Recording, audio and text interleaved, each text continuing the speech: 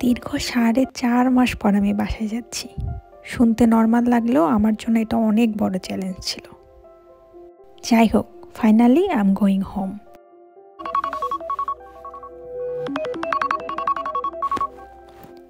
অনেক সকাল সকাল উঠে নিজের ফেস চেক করতেছি, ফ্লস দেখতেছিলাম আর কি। দেন কোনো মতে একটা সিম্পল ব্রেকফাস্ট করে, মানে বাসায় যাইতে পারলে বাঁচি এমন একটা অবস্থা। খেয়ে দিয়ে আমরা রওনা দিলাম এয়ারপোর্টের বাস স্টপে। এখান থেকে এয়ারপোর্টে বাসগুলো যায় আর কি।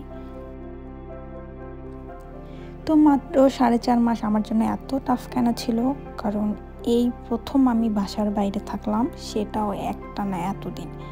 এর আগে কখনোই আমার বাইরে থাকা হয়নি, এই জন্যই হয়তো এত কঠিন লাগতেছিল। আমি লিটারালি দিন গুনতেছিলাম যে কবে বাসায় যাব আর কতদিন বাকি আছে, একদম দম বন্ধ লাগতেছিল। কোরিয়াতে এসে আমি অনেক কিছু শিখতে পারছি, no doubt, but it's time to say bye bye. তো প্রায় 2 ঘন্টা বাস জার্নি করার পর আমরা পৌঁছালাম গিম্পো এয়ারপোর্টে এবং আমাদের ইমিগ্রেশন পার করলাম। পার করার পর 10 মিনিট ওয়েট করতেছিলাম, আমাদেরকে ওয়েট করতে বলা হয়েছিল। এখানে আমি আর আপু শয়তানি করতেছিলাম একটু। যাই হোক, ইমিগ্রেশন পার করার পরে আমরা বেশ তাড়াতাড়ি গেছিলাম, সো আমাদেরকে প্রায় 3 ঘন্টা ওয়েট করতে হয়েছে এভাবে। যেহেতু আমার ফ্ল্যাটমেট আপু আর আমি একসাথে বাংলাদেশ যাচ্ছিলাম, তো এই 3 ঘন্টা টাইম খুবই ইজিলি কেটে গেছিলো। এখানে কিছু ভিডিওস নিচ্ছিলাম, ছবি তুললাম আমরা। ফাইনালি আমাদের বোর্ডিং। আমাদের ফ্লাইট অলমোস্ট 30 মিনিটস ডিলে ছিল টেক অফ করতে। অ্যান্ড দেন ফাইনালি, মানে কি যে শান্তি লাগতেছিল যে ফাইনালি আমি বাসায় যাচ্ছি।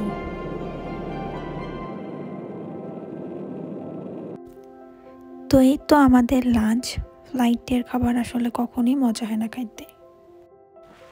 এরপর আমাদের ট্রানজিট ছিল চায়নাতে, বেইজিংয়ে। এই যে আমি একটু আমার আউটফিট চেক করতেছিলাম। এরপর আবার ফ্লাই করলাম। এখানে আমাদেরকে আরেকটা মিল সার্ভ করা হয়েছিল, বাট আমার ফুটেজ নেওয়া হয়নি, whatever.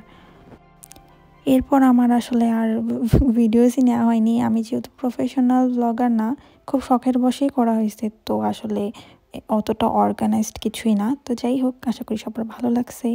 Thank you so much.